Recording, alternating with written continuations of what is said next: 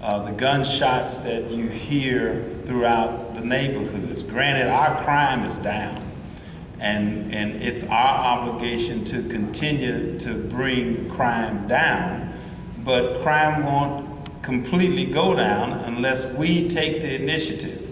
And I hate to go back and remember and recall the evening that we lost one of our fellow Dallas police officers as he was going in doing just his duty and met gunfire going through the door.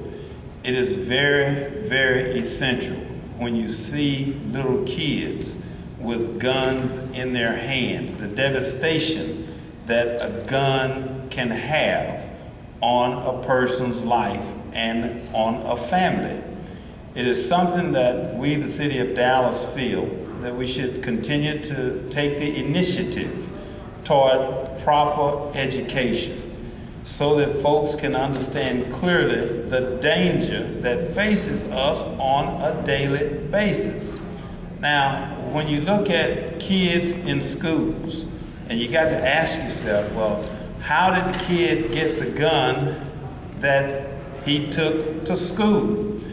Well, until we take a position that we're going to educate and try to bring about a better quality of life and an understanding and an appreciation for life, and we instill that into our community, then we're going to have a problem. But thank goodness we have good people like our Dallas Police Department.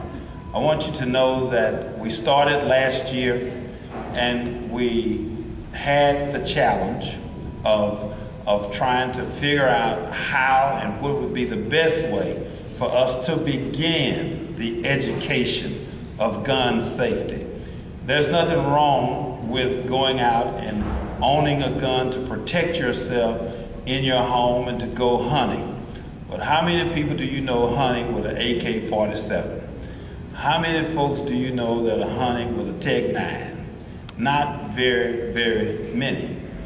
We will not get a bunch of AK-47s and Tech 9s and all of those types of weapons, but we hope to reach out and begin to change folks' minds and change their mindsets so that they can understand the devastation that a bullet will have on a person's life and a person's family. So we, of course, have stepped up to the plate as we did last time. It was said that we would only collect about 25 guns, but our city staff, our Dallas Police Department, and our favorite radio station, Radio 1, 97.9 and 94.5. Let me be real clear, 97.9 and 94.5. Stepped up to the plate as well.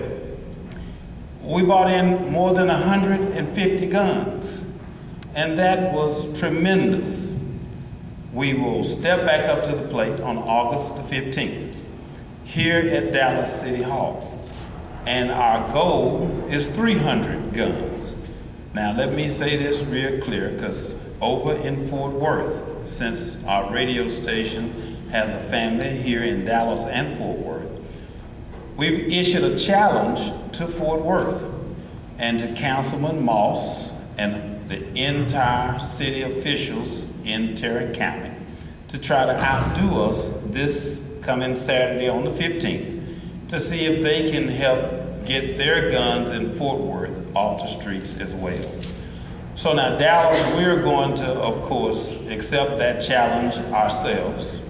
And we're organizing under the direction, once again, of our fantastic Dallas Police Department and our radio stations and our staff. But we're going to outdo Fort Worth, but we want to make the Metroplex safe. And when we say about making the Metroplex safe, let me say this to you. We have a lot of major events coming to our region as well as our city. We have a lot of visitors that are going to come in to both Dallas and Fort Worth and our surrounding cities. We have a Super Bowl that's coming. We have an NBA All-Star that's coming. We have visitors that are coming, and we want our visitors to know that Dallas is safe and friendly. By no means do we want this to be a beacon to say that we are unsafe. We're simply trying to take the proper steps in advance to make us safer. And that's what we're doing. We cannot do it without you. At this time, I would like to introduce my favorite and good friend of the Dallas Police Department, one of our coordinators, and he can tell you the rules and all of the particulars about the gun buyback program. But I want folks to know, we simply want you to come in with your guns, as you did the last time. We're not looking to arrest you. We're looking to get the guns off the streets and into a safer place.